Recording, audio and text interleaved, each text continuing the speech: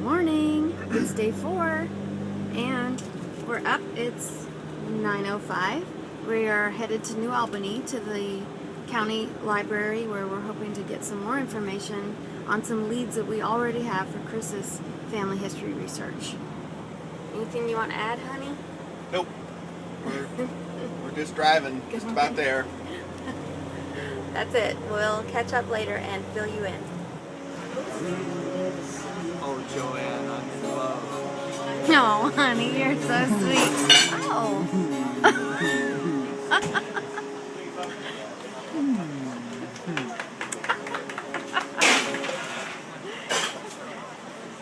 Well, I'm sorry to report that today was pretty low-key. We went to New Albany, Fulton County Library. Floyd. See how tired I am? Floyd County Genealogy room in their main library, and we didn't really find anything thrilling to report. We did clarify some things that we wanted to do more research on, and we found a couple of plat maps which show surnames on a map in squares and their relationship to their neighbors, so it helped to enlighten us on some of the other surnames that we were seeing that we don't have information on already. We went over to the courthouse across the street and were unable to pull a will that we thought we could, so we went back to the library and got the said will on microfilm, which didn't have anything. It was mostly pre-printed on the page, so nothing too exciting. And we find ourselves back at the same restaurant we were at last night, where we had the same exact meal, and guess what Chris is having?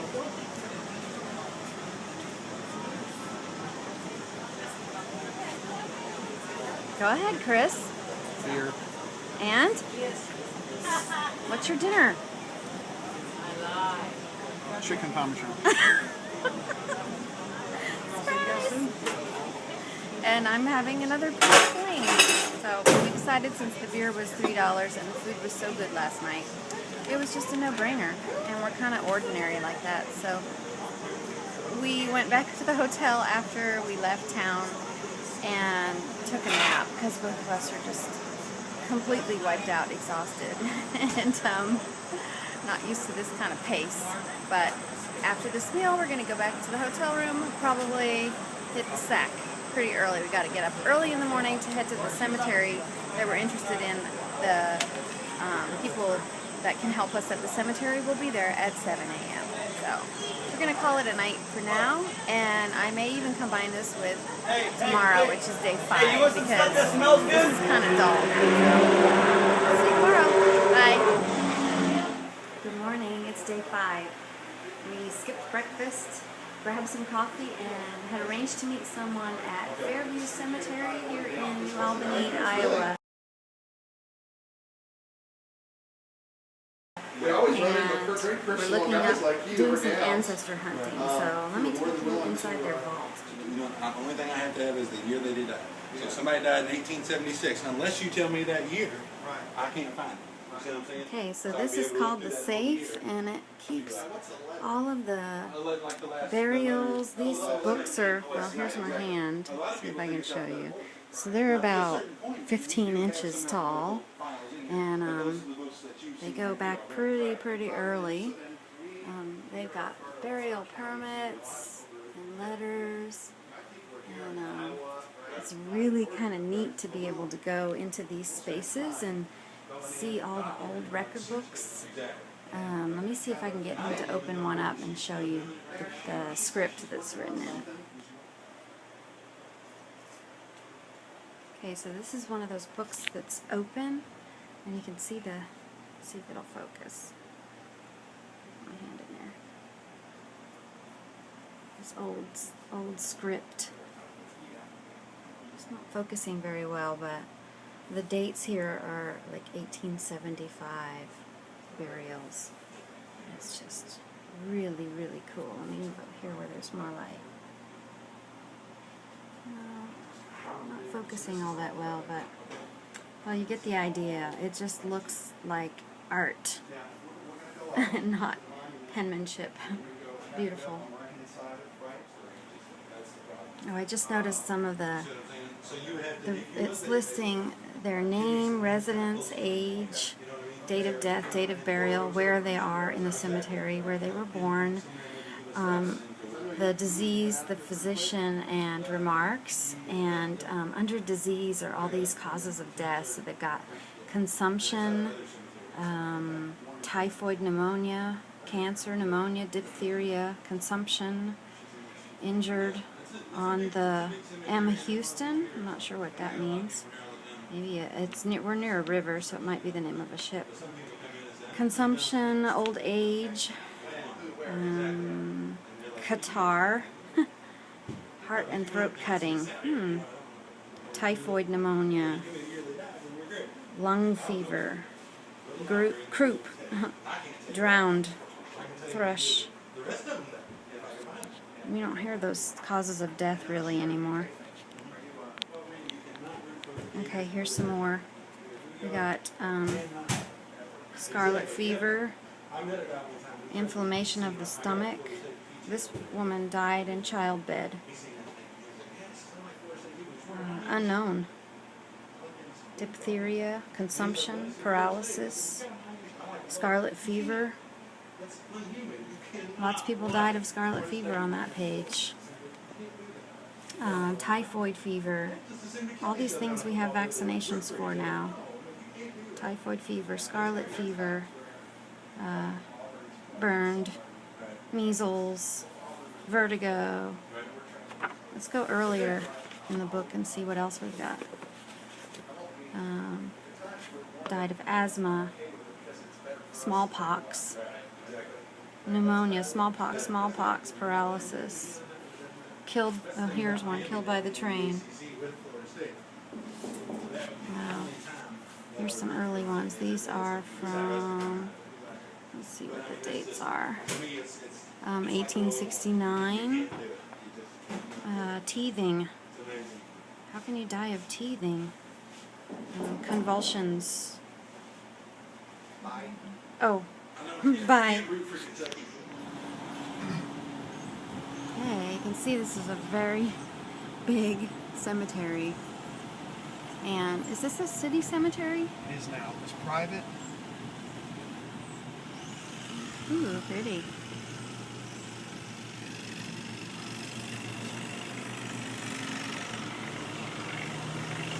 This reminds me of Oakland. Oakland is a big Atlanta cemetery that's got some famous people in it. Margaret Mitchell is buried there, who wrote Gone with the Wind. And there's lots of mausoleums, those big buildings.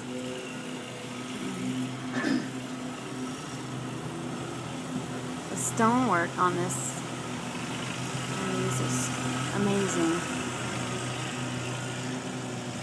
Pretty trees. Oh yeah, we should get that shot. And a nice canopy covering the road. Wow, it just goes on forever.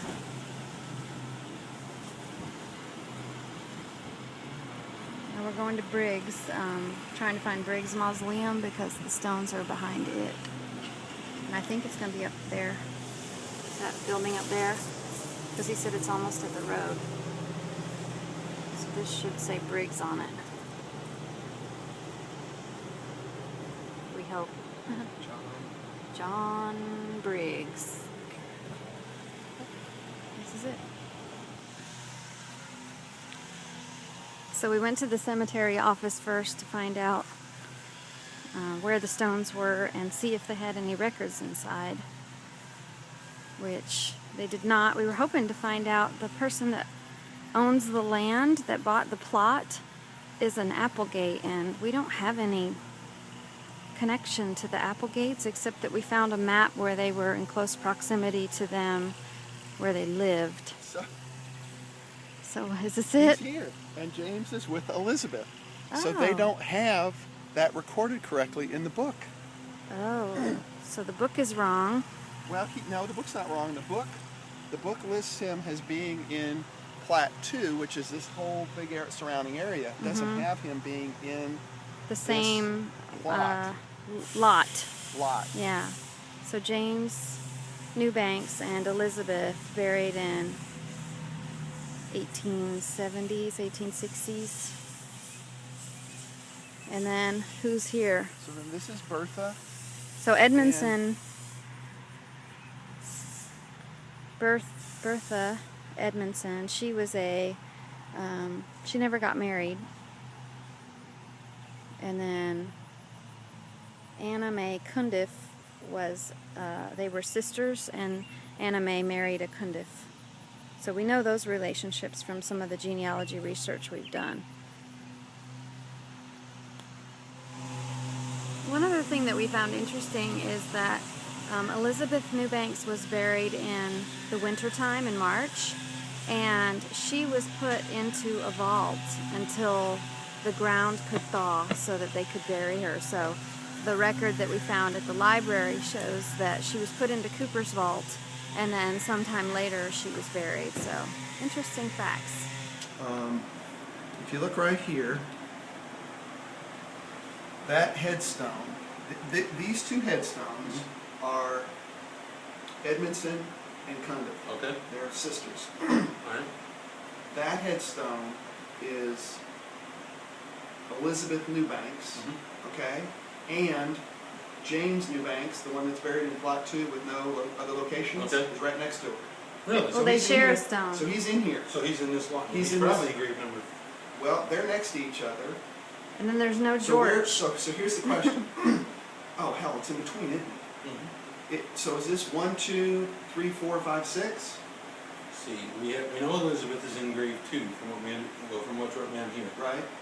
So if James is here, he would have to be in grave number 4. Okay, but so what we couldn't find is there was no indication of a Mary or a George. The George was a son, and I assume he was like an uncle, so I don't know his line very well. Okay. And I assume that his wife was Mary, and they were both buried in the 1920s, so that's feasible, right?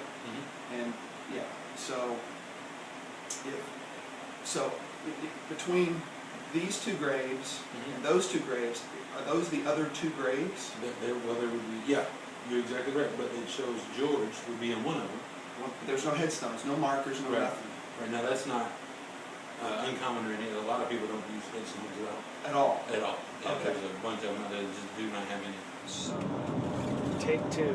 Take 2. It's 4 o'clock in the afternoon. We left from Fairview Cemetery and went to Scott County to continue our research, and we stopped at the Genealogy Society of Scott County and spent most of the afternoon there. From there we went to the Scott County Courthouse and looked at some records pertaining to court orders and probate and such. And now we are headed even north of that to Lawrence County, to Bedford, where we know that there are some graves of direct line ancestors that we want to go see. So that was just a recap and to catch you up on where we're headed. Talk to you soon. Bye.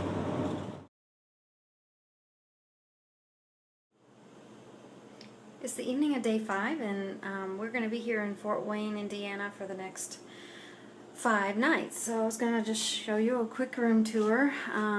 You walk in, this is the door here, and behind the door when you walk in is this almost full-size refrigerator. It's about 5 feet high. With the freezer, I put a bottle of water in there right now, and refrigerator, and a little sink. It's cabinets up above, and microwave, coffee pot, toaster, dishwasher, and a 2-eye stove. Then there's a little office area. Let me back up and try to get it all in the shot. The little desk underneath here slides out and pulls forward. 2 drawers, a cabinet, some upper cabinets up above, and all the office stuff that you would need, light, phone, etc. A couch. We just kind of put our luggage here, and there's an ottoman with I guess it's like a wooden cover for luggage, and then just a floor lamp and some images. Pretty curtains, just white, very nondescript. And this is the bed area. It's a king-size bed. We put a couple extra pillows on it already, and then there's a flat screen TV with a cupboard underneath, bedside table, phone, and then the bathroom is pretty basic. It's got a mirror, one sink, open shelves underneath, and carpeting in the rest of the room except for the kitchen, and then toilet, towels, basic shower, and standard bathtub. So that's it for the room tour, guys. I think I'm going to call it a night and get this stuff on video so that I can upload it tonight. Have a good night. See you tomorrow.